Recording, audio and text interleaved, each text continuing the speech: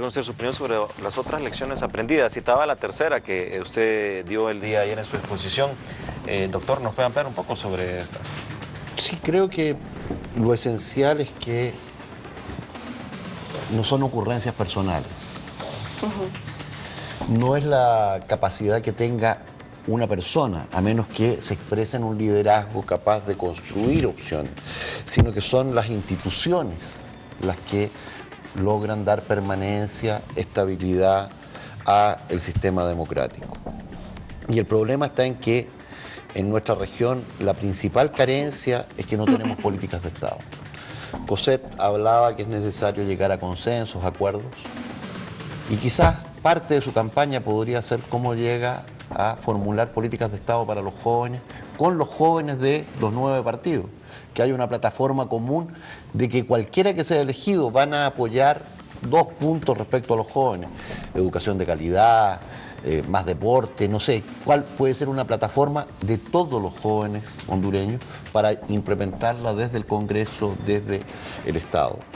El problema está en que al no tener políticas de Estado, al no pensar en el beneficio del mayor número, en bienes públicos que hay que proteger, los partidos políticos están más en cómo invento algo para salir en la televisión, porque si no salgo en la televisión no existo, o cómo hago algo para poder tener algún momento de gloria, y esto erosiona a los partidos, los debilita.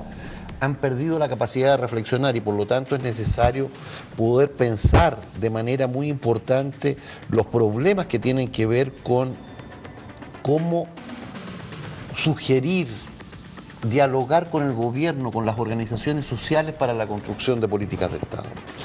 Una cuarta lección muy importante es, sin reducir la corrupción y combatir al crimen organizado, no habrá Estado de Derecho democrático. Muchas veces se habla, incluso se señala que países tan grandes como México son estados fallidos. Eso no existe, ni siquiera Haití, que es un estado muy vulnerable, es un estado fallido. Pero en todos nuestros países, desde México a Chile o Argentina, tenemos áreas fallidas. Eso significa áreas donde no está presente el Estado y que otros poderes son los que ejercen el poder en esas áreas. En el caso centroamericano, particularmente vinculado al crimen organizado, hay áreas en las cuales la ley no llega, el imperio de la ley no está presente. Pero no está presente no porque no está la policía, no porque no están las Fuerzas Armadas, tampoco está la escuela porque no llega el maestro o no está el puesto de salud. Y en ese sentido, mientras no haya capacidad del Estado de ejercer el imperio de la ley en todas partes, ese es un problema grave. Lo segundo es que para que el Estado democrático se exprese debe haber también Estado de Derecho, que era lo que Cossette y Tatiana señalaban como un aspecto esencial. Y eso requiere la voluntad de todas y todos. Y lo fundamental es cómo podemos construir políticas de Estado para avanzar en este campo. Quizás otra lección importante es que debemos entender de mejor manera el sistema internacional y hoy día que hay más información, vemos en directo los Juegos Olímpicos, lo que ocurre en cualquier parte, no tenemos la capacidad de pensar en el mundo y cómo nos afecta localmente. Hoy día los precios de los alimentos se disparan porque hay una gran sequía en los Estados Unidos, no porque tenga que ver con el campesino hondureño, o por la especulación en Wall Street de los precios de los alimentos y que el presidente Leonel Fernández de República Dominicana señalaba que no podía jugarse con los precios de los alimentos en compras de futuro por parte de quienes ni siquiera tienen una maceta con una planta en su casa. Sí. Bueno, estamos ya en la parte final. Me ha recibido algunos mensajitos, algunas cositas voy a leer para ver si las evacuamos al final. Dice, felicidades, cuídese licenciado, bueno, esta persona. Bueno, dice, en Sudamérica cambiará la geopolítica del caso de gane o pierda Hugo Chávez. Bueno, eso se lo va a preguntar a usted porque es de Ecuador, que nos amplíe un poco sobre esto. También es importante que participen los jóvenes, se puede reducir la edad para la participación juvenil. ¿existe realmente un Estado de Derecho en Ecuador? ¿Hubo golpe de Estado con los policías? Eso me preguntan por el caso seguro de... 30S. Sí, sí. Bueno, esas tres preguntas para no salirnos. Primero, realmente en Honduras se mencionó mucho influencia de Hugo Chávez durante el 2009 y sin duda que él es un líder mediático, las personas, quieras o no, pues están pendientes de lo que pase en Sudamérica, precisamente en Venezuela. ¿Cambiará la realidad en Sudamérica, incluso en Latinoamérica, en caso de haber un cambio de presidente que no sea Hugo Chávez? A ver, yo creo que sin duda la figura del presidente Chávez es una figura primordial en las relaciones políticas, geopolíticas en la región, no solo en Sudamérica, ¿no? Primero, bueno, yo soy investigadora, entonces tengo colegas venezolanos que según sus encuestas, según sus estudios, al parecer no habría mucha sorpresa en la elección. Capriles ha hecho una campaña disciplinada, lo ha hecho bien, pero al parecer no llegaría a ganarle a... Pero eso nunca se sabe, eso lo decían los venezolanos el día de la elección. Lo más probable entonces se podría hacer en un escenario en que el presidente Chávez continúe, ¿no es cierto? Yo creo que en un momento en la región, esa es mi opinión, Chávez sí era el eje, ¿no es cierto? Ahora empiezan a surgir nuevos liderazgos en la región, que no necesariamente solo el presidente Chávez. Y me refiero, sí, me voy a arriesgar a decirlo, yo creo que una de las figuras es el presidente ecuatoriano, el presidente Correa, que aparece ya con fuerza en la región y con el tema este del asilo a Julian Assange, empieza a tener una proyección un poco más allá de nuestras fronteras tan chiquitas, ¿no? Entonces hay que estar atentos a eso. Son nuevos liderazgos que si bien son fuertes, son carismáticos, empiezan a crear otros, o sea, ellos sí tienen recambio, me parece a mí, ¿no? Yo lo que quizás diría, el gran cambio geopolítico es el ascenso de Brasil. Sí. Brasil es la sexta economía del mundo, Brasil es una potencia global y es una potencia hemisférica. Se expresa poco todavía en Centroamérica. Ustedes tuvieron alguna experiencia respecto a cómo se empezó a acercar Brasil cuando se produjeron los hechos políticos, el golpe de Estado por acá. Pero en América del Sur tiene un rol cada vez más importante, cada vez más significativo. Ese es el gran cambio geopolítico en América Latina. Y la falta de interés de Estados Unidos y de Europa en la región, que hace que el ascenso de China sea cada vez más significativo para América Latina. La elección en Venezuela será importante, pero no será determinante en la geopolítica. El cambio de Brasil, la falta de interés de Estados Unidos, la crisis en Europa y el ascenso de China son aspectos esenciales de la geopolítica que nos afectarán en nuestra vida cotidiana en el futuro. Perfecto. Bueno, le voy a dar un minuto para las conclusiones, iniciando con usted, abogada. Ya terminamos. Sí. Bueno, únicamente planteo que frente a los retos que se presentan para la democracia hondureña, no solo en temas de juventud, sino en toda la política, fortalecimiento del Estado de Derecho, institucionalidad y reglas claras para la democracia y para poder apostar porque la democracia de verdad sea un instrumento de convivencia y la política un mecanismo de transformación del país. Creo que hay que redefinir los roles, reevaluar nuestras voluntades.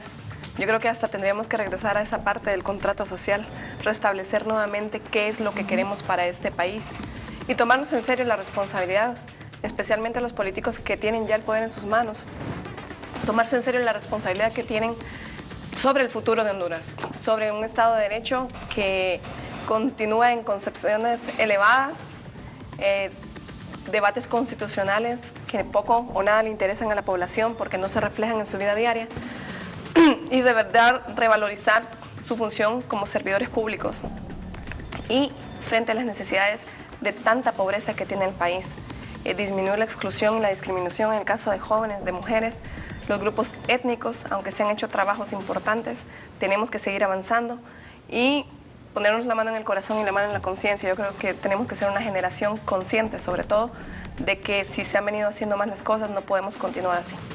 Muchas gracias. Y bueno, ya para finalizar un minuto, también las conclusiones de ustedes, pero también me gustaría que nos comentara un poco sobre su experiencia aquí en el país, su experiencia vivida en este foro que se desarrolló por el Instituto Holandés para la Democracia Multipartidaria.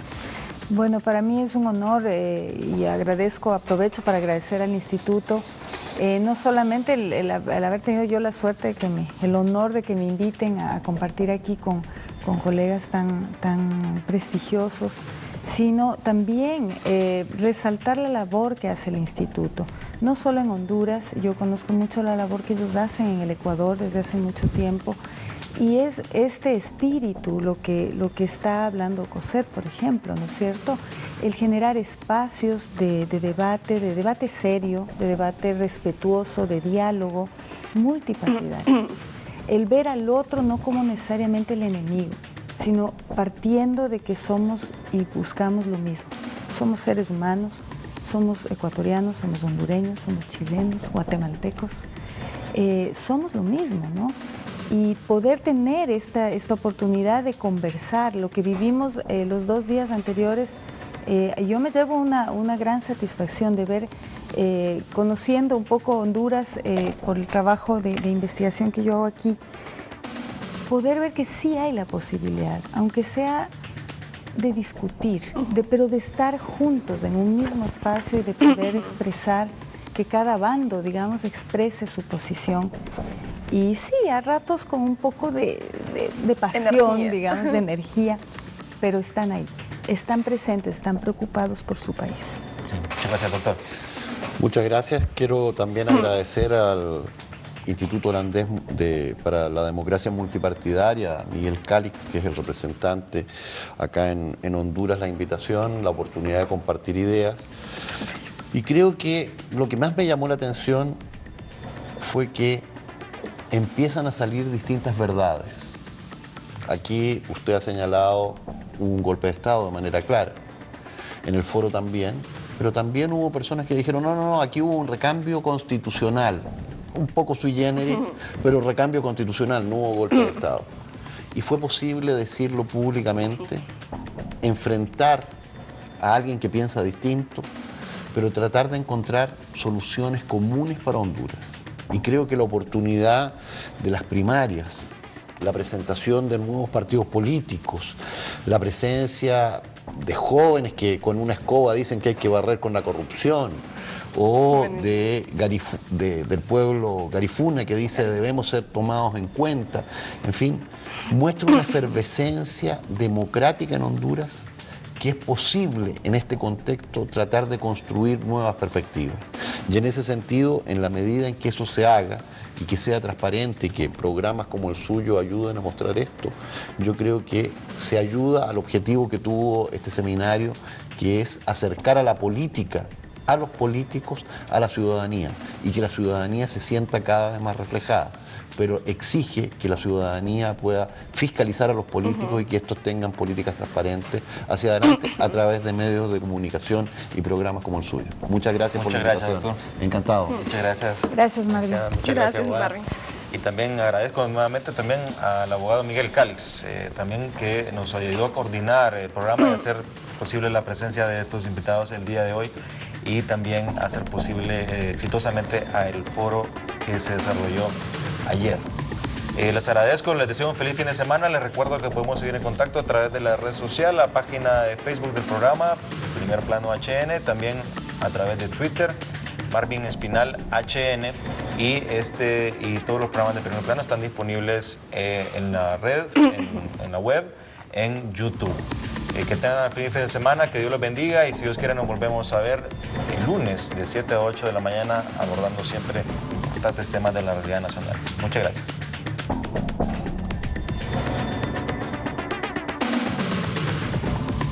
Gobierno con las organizaciones sociales para la construcción de políticas de Estado.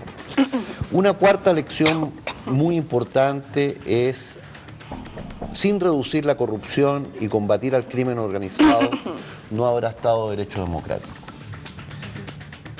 Muchas veces se habla, incluso se señala que países tan grandes como México son estados fallidos. Eso no existe, ni siquiera Haití, que es un estado muy vulnerable, es un estado fallido. Quería conocer su opinión sobre las otras lecciones aprendidas. Citaba la tercera que usted dio el día ayer en su exposición. Doctor, ¿nos puede ampliar un poco sobre esta? Sí, creo que lo esencial es que no son ocurrencias personales. No es la capacidad que tenga una persona, a menos que se exprese en un liderazgo capaz de construir opciones, sino que son las instituciones las que logran apoyar 2 puntos respecto a los jóvenes: educación de calidad, más deporte, no sé, cuál puede ser una plataforma de todos los jóvenes hondureños para implementarla desde el Congreso, desde el Estado. El problema está en que al no tener políticas de Estado, al no pensar en el beneficio del mayor número, en bienes públicos que hay que proteger, los partidos políticos están más en cómo invento algo para dar permanencia, estabilidad al sistema democrático. Y el problema está en que en nuestra región la principal carencia es que no tenemos políticas de Estado. Cosette hablaba que es necesario llegar a consensos, acuerdos, y quizás parte de su campaña podría ser cómo llega a formular políticas de Estado para los jóvenes, con los jóvenes de los 9 partidos, que hay una plataforma común de que cualquiera que sea elegido va para salir en la televisión, porque si no salgo en la televisión no existo. O cómo hago algo para poder tener algún momento de gloria, y esto erosiona a los partidos, los debilita. Han perdido la capacidad de reflexionar y por lo tanto es necesario poder pensar de manera muy importante los problemas que tienen que ver con cómo sugerir, dialogar con el gobierno.